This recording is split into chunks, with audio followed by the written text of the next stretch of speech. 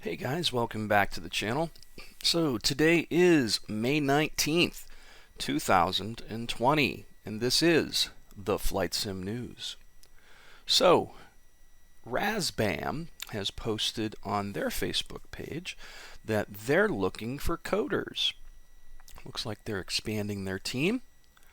We can only hope that that means they're getting a couple new projects underway. They also posted some images of another plane. And again, I'm sorry that I don't know every plane in existence, but I don't even know what the hell this one is either, to be honest.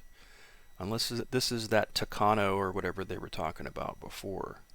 But this one looks like a newer prop plane, so not quite sure what's going on here, but they did post these, and I thought it would be interesting to share.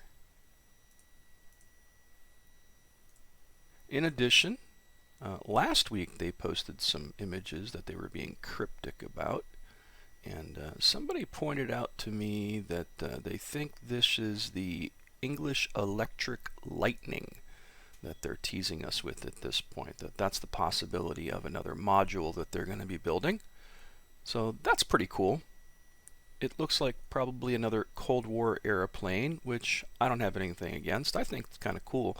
I'd like to see some of the other Cold War era planes like F-100s, F-111, stuff like that. I think that would be super interesting. So with all the Super Carrier pre-release coverage that's going on, I got a few different videos to show you today. So Sting TV, this guy does some pretty funny videos. He's got like a whole F-18 cockpit, and him and his buddies get together, and they do these videos. Yeah, got him. Having a good tequila. So these guys are in VR. So that's the target. So yeah, we're going to go ahead and launch now and head to waypoint 1 there. Like I said, we'll all get there together and drop bombs together. And they're on the deck of the Super Carrier. Roger. In VR. Alrighty, boss. I mean, everyone head to a catapult, I guess. I'm going to launch in the second wave, but I'm going to head to Cat 4 and queue up behind someone. Cruiser 7 heading to Cat 2. Negative air. It's just a simple strike. 310 going to Cat 4. Unless you want to take off first since you're lead, I'll just hang tight. They directed me to Cat 1, so that's where I'm headed. Perfect. Actually, I'm just going to taxi up to the 6-pack and just say hello to Kirko. Kirko couldn't make it. So it's a pretty cool video, and they go into detail and utilize the Super Carrier to perform a strike mission, and it's a pretty fun group of guys. It's definitely a good watch. I'll throw a link to this in the video description as usual, so you can check it out for yourself. Okay, one of my favorite YouTubers that does really good and detailed tutorials is Redkite. And he posted his Super Carrier impressions. DCS Super Carrier Early Access is almost upon us, and today we'll be taking a look at all it has to offer. Please note that I'm using a press preview build, things may be subject to change and all that. I'm also limited to only the Hornet, Sukhoi 33 and Super Carrier module in this version. So we've got a number of new toys to play with, starting with the Arleigh Burke, a guided missile destroyer. She's kitted out to the teeth with missiles and a helipad on the rear. An updated Admiral Kuznetsov model, so we no longer have to use the desperately old version from the lock-on modern air combat era. And of course the Nimitz class super carriers and deck crew, along with a landing signal officer.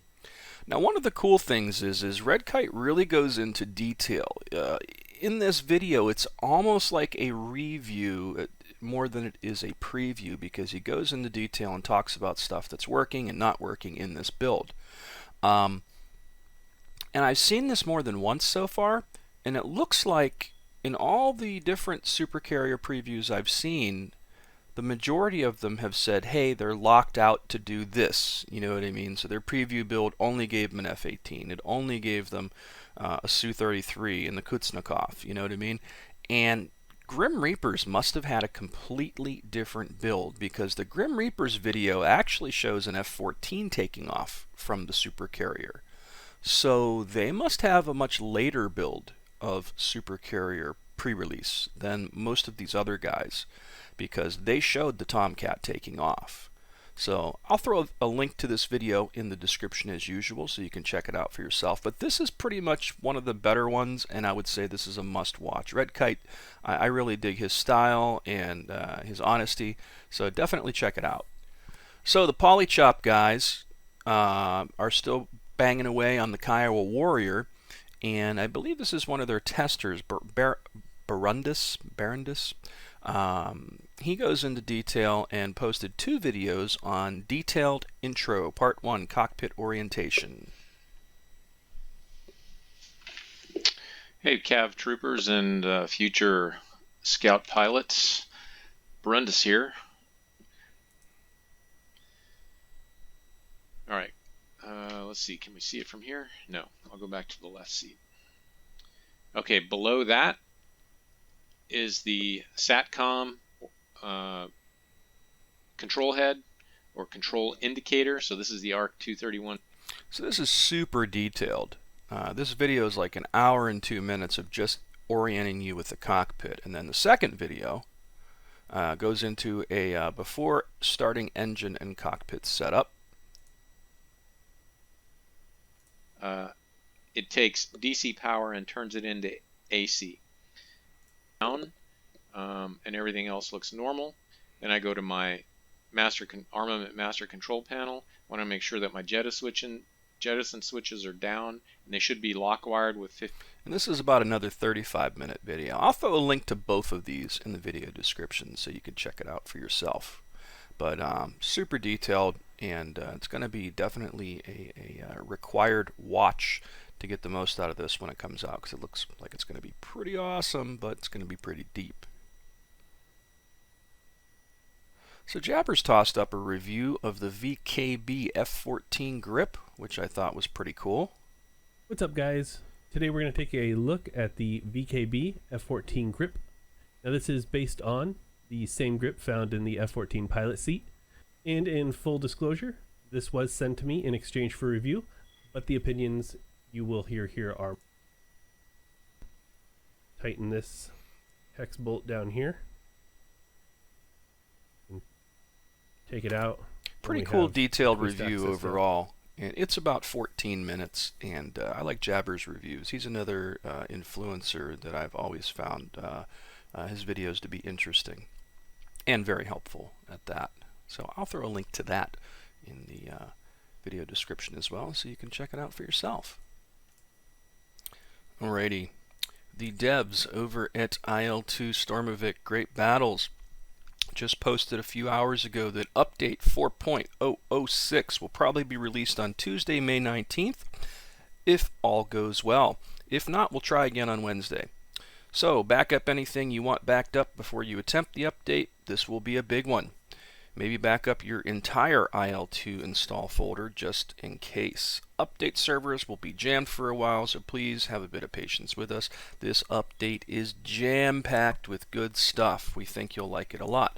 Also, it says I will leave the Yak 9 and Yak 9T pre-order discount live for a few more days, but hurry, it will end soon. These Yaks are worth every penny. A lot of fun. This is the update that's going to include so much stuff, man. Like, the last one was really big, but this one's supposedly going to include that new renderer. So can't wait to see how that goes. I'll post a link to the IL-2 Stormovik Facebook page, and you can check it out for yourself. This is another big update from the 15th, where they announced the new renderer and show off some images of it in action. And I am super excited about this. It looks like it's going to be a good week for flight sims, because Super Carrier is supposed to be tomorrow. This IL-2 update is supposed to be today or tomorrow. So it's going to be a great week for flight sims, without a doubt. I'll throw a link to this in the description so you can check it out for yourself. Alright, so Saturday has came and went, and the F-14 Tomcat 50th anniversary live stream event that Aaron Malik had put together with that huge list of fantastic guest speakers that are, former F-14 Tomcat pilots, RIOs, photographers, the guys, well, the guy and girl who were the primary focus of Speed and Angels, the director of Speed and Angels. It was just an amazing event. I can't state enough how awesome it was. It was a little over 7 hours. It was 7 hours and 14 minutes. And they kicked it off with an interview with Heatblur, which I thought was really cool. Up the conversation to the ladies and gentlemen from Heatblur Simulations. As I've already mentioned, Heatblur are the people that make the DCS Tomcat, and they come on board to answer. Tell us. So I think that's a fairly good summary of how things started and how we approach things. So you guys, you started 4 years ago, is that correct? So it would have been late 2014. I guess you could say that we sort of kicked things off, but I guess real development started in 2015 at some point, and we launched in March of 2019. So it was a good solid 4 years of development work. Yeah, and I think you said already, so you guys have already... So I'm not going to dive too deep into this, but it's a fantastic interview with Heatblur at the very start of this thing. And then it goes into just so many great Tomcat stories. Got to watch it, guys. I'm going to throw a link to this in the video description so you can watch it for yourself. It's 7 hours long, and there's just so much packed into this. It's just utterly amazing stuff. And it went over so well. I didn't want to miss this, and I had to go shopping, so I literally am walking around Walmart with a face mask on, with headphones on, and I have my phone, my iPhone, in the buggy, you know, standing up so I could see the screen while I'm listening to it, and literally walking through Walmart listening and watching this interview because I didn't want to miss it. It was pretty cool. Lots of great information to be found in here, and again, I will throw a link to this in the video description so you can check it out for yourself. Alright, last but not least, so I'm going to be putting together a giveaway. I got the great guys at Heatblur to offer up 5 F-14 Tomcat module licenses to me to give away. And I'm also talking to the guys over at Meteor. Well, the guy over at Meteor, because I only recently found out that Meteor was a one-man show. And it's this guy from, I believe, Medellin, Colombia. For those of you guys that don't know, the soundtrack for Heatblur's F-14 module is done by a band called Meteor, and it's called Defender of the Fleet. Now, even if you don't have the Tomcat module, you can get the soundtrack over on, I think it's Bandcamp is where I bought. Even before I had the module, I bought the soundtrack on Bandcamp because I wanted to check it out, and I heard one song from it, and that was it. It's just amazing. It's like this retro 80s guitar synthesizer stuff that sounds like something ripped out of an action movie from, like, you know, the mid 80s into the early 90s. Fantastic stuff. And they've just put out a brand new album as well.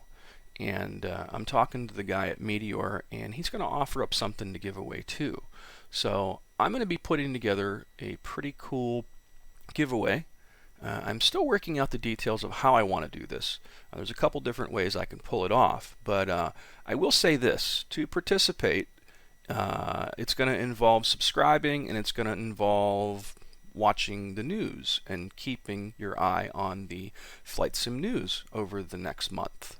So that's what I know so far. But keep an eye on Flight Sim news. Subscribe to the channel, make sure you don't miss any, and the details will be revealed as I hammer them out.